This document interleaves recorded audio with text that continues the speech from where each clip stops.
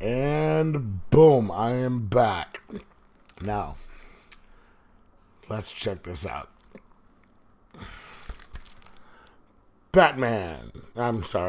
Superman, Year One by Frank Miller and John Romita Jr.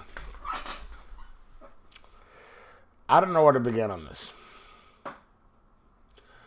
When I heard this was coming out, I heard that it was going to be a black label title, so I knew it was going to be oversized. And I was kind of looking forward to it because it was supposed to be, black label is supposed to be the R-rated versions of stuff. So it would have been awesome to get an R-rated Superman. It was going to be awesome to get an R-rated Superman written by Frank Miller, with the caveat that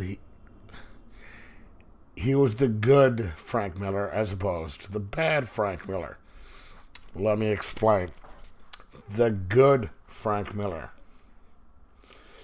The Dark Knight Returns, which was fantastic. The good Frank Miller, the Daredevil series, which I have yet to read and I've been meaning to get to, and I'm kind of ashamed of myself that I haven't gotten.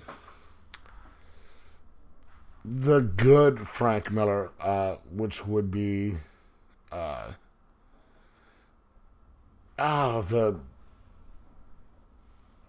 city, something city, Sin City, depending on who you talk to. Not the bad Frank Miller, which would be All-Star Batman. Some of the other Batman afterwards. The second and third Dark Knight things that he's done. So he's kind of hit and miss, and I was skeptical, but I was also very hopeful. So I picked it up. Damn. Now, I have to admit that I am kind of a purist. If it says Year One, I'm kind of thinking that it should cover your first year as such and such. So you get Batman Year One, Frank Miller, which I should have brought up as one of his good things. That covers his first year as Batman. Origin stuff already done. We know who Batman is. Boom. Start from the first point. He decides to do it. Cover his first year. An incredible story. All right? You have the Flash Year One that's going on now. He already has his Flash powers. Boom. We're doing his first year. That should be Year One. So when I picked this up, I was thinking he was already, going to be already be an adult. He's going to start. He's deciding at this point, hey, I gotta use my powers for good. I was wrong. Year One should not cover from your arrival on Earth up to a certain point. Now, this is part 1 of 3.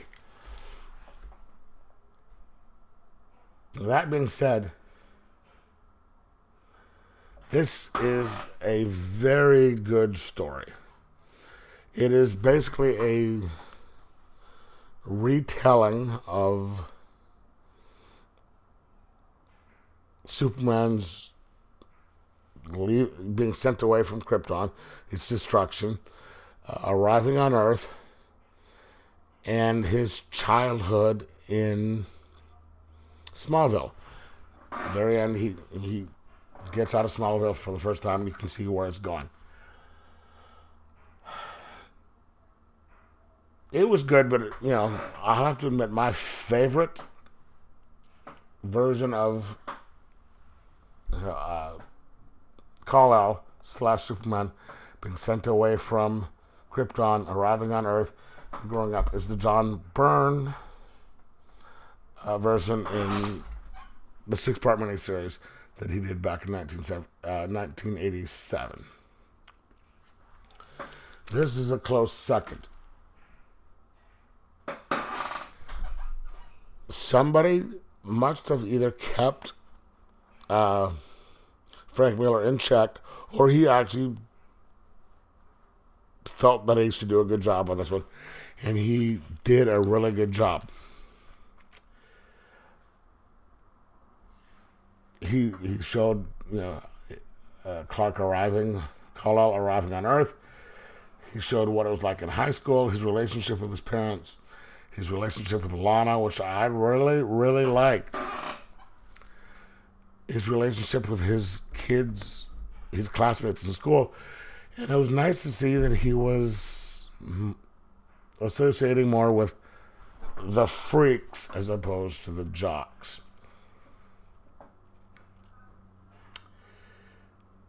There was 2 things that kind of bugged me, though. One of them is minor. One of them is... Okay, both of them are minor. So they find him in the field. They decide to adopt him or whatever. At least in the Byrne version, and I know I shouldn't keep coming back to this, there was a way that they got around the fact that people would realize that, damn, the last time we saw Martha, she wasn't pregnant, now she's got a kid. There was a big snowstorm. They found him. There was a snowstorm. It was months before people saw him. Hey, look, our kid. Boom. No one questioned. This time, they just, they found him in the middle of summer. They said, okay, we're going to keep him.